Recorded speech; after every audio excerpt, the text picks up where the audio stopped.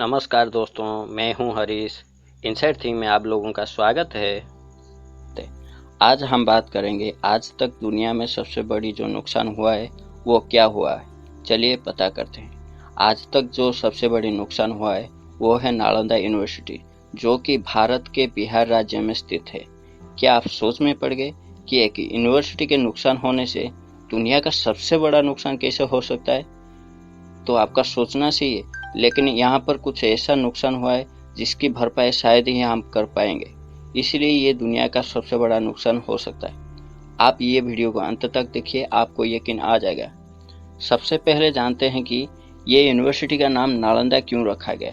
नालंदा शब्द संस्कृत के 3 शब्द ना युक्त आलम युक्त दा को मिला के बनाया। इसका अर्थ ज्ञान रूपी उपहार जिसमें कोई भी प्रतिबंध ना होना।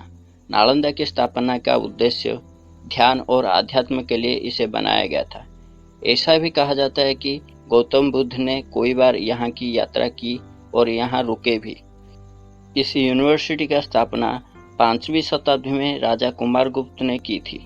नालंदा यूनिवर्सिटी प्राचीन भारत का उच्च शिक्षा और सर्वाधिक महत्वपूर्ण और विख्यात केंद्र थी। पटना से 90 किलोमीटर दूर और बिहार शरीफ से करीब 12 किलोमीटर दक्षिण में विश्व प्रसिद्ध प्राचीन बौद्ध विश्वविद्यालय नालंदा की खंडर स्थित है। आइए जानते हैं दुनिया के सबसे पुरानी यूनिवर्सिटी में से एक नालंदा यूनिवर्सिटी के बारे में। इस यूनिवर्सिटी में धर्मगुंज नामक एक लाइब्रेरी थी, जिसका अर्थ सत्य का पर्वत। इस लाइब्रेरी 9 मंजिलों का था, जिसका 3 हिस्सा था। इस तीनों हिस्सा का नाम रत्नरंजक, रत्नदधि और रत्नसागर।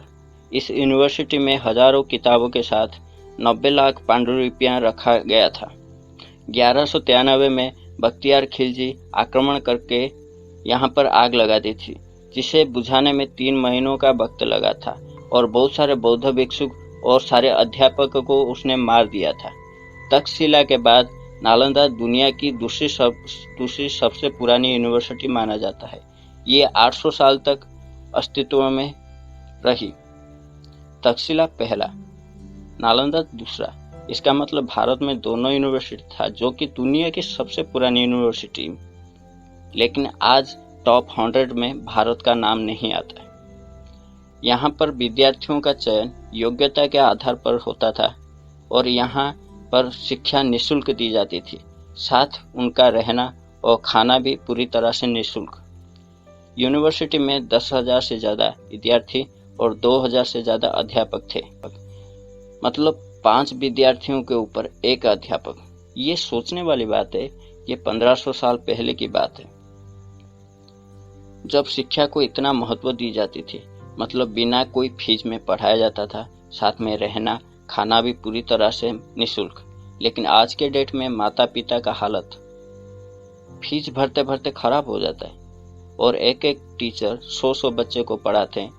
टीचर क्या पढ़ाता है बच्चे को पता नहीं चलता, और बच्चे को कुछ पता चलता है या नहीं चलता है वो टीचर को भी पता नहीं चलता। ऐसे अगर पढ़ाया जाएगा तो कैसे कुछ समझ में आएगा। ये यूनिवर्सिटी सिर्फ भारत ही नहीं बल्कि Korea, Japan, Tibet, Indonesia, Iran, Greece, Mongolia समेत कोई और दूसरे देशों से स्टूडेंट पढ़ाई के लिए आते थे। ये उस टाइम की बात है जब दुनिया में ना ट्रेन था ना प्लेन था।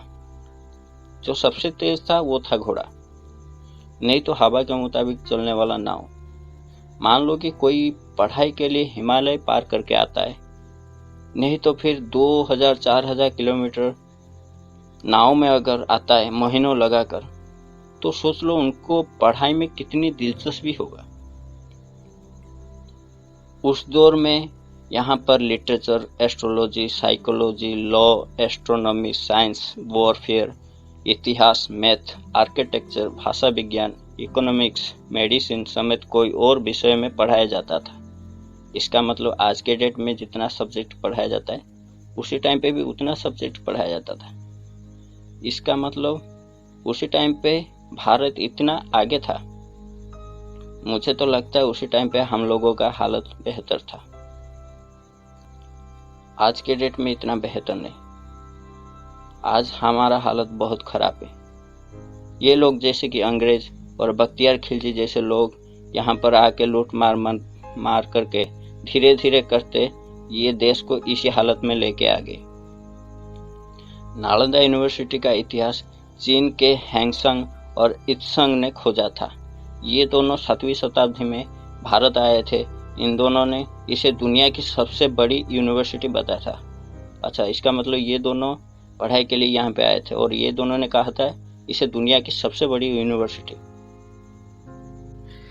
ये यूनिवर्सिटी में लोकतंत्र की प्रणाली से कोई भी फैसला सभी के सहमति से लिया जाता था, यानी सन्यासी के साथ टीचर और स्टूडेंट भी राय देते थे।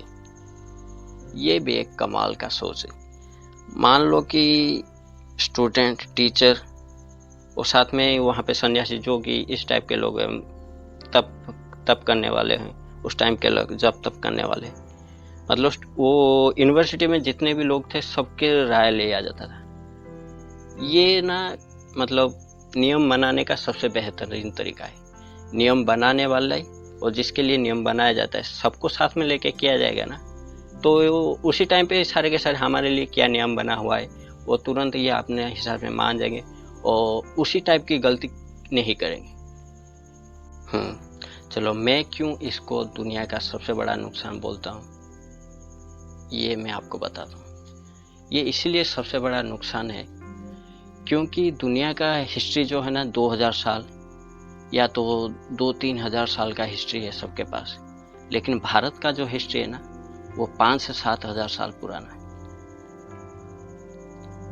और ये 5-7 हज़ार साल जो है वो 5-7 हज़ार साल में भारत में जो भी सब कुछ बनाया गया, जो भी नया नया आविष्कार किया गया, वो सारे के सारे डेटा जो था ना वो 90 लाख पांडुलिपियां में था। पांडुलिपियां का मतलब तो यही है जो कि एक ही बार हाथ में लिखा गया वो है, उसका कोई भी कॉपी नहीं होगा। बाकी का जो किताब है उसका तो कॉपी मिल जाएगा आपको, शायद वो जलने के बाद भी दूसरे कहीं जगह पे होगा, उसका कॉपी मिल जाएगा। लेकिन जो 90 लाख पांडुलिपियां वहां पे जला गया उसका तो कॉपी नहीं मिलेगा।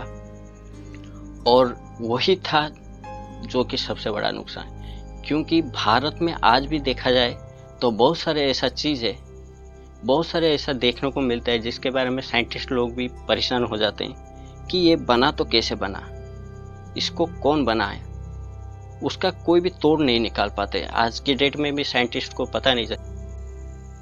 चाहे राम सेतु हो या राम सेतु का पत्थर जो कि आज भी पानी में तैरता है, चाहे आयुर्वेदिक मेडिसिन हो या योगा, ये सब हजारों साल पहले भारत में था, लेकिन ये सारे चीज़ को कोई भी मान्यता नहीं दे रहे थे। यहाँ से सारे आइडिया चोरी करके वही चीज़ को दुनिया के सामने एक नया रूप से अंग्रेज और यूरोप रखते थे और उसको बनाने का दावा ये लोग अपने नाम पर करते थे, जबकि ये सारे चीज़ हजारों सालों पहले यहाँ के योगी मुनि लोग आविष्कार कर चुके थे।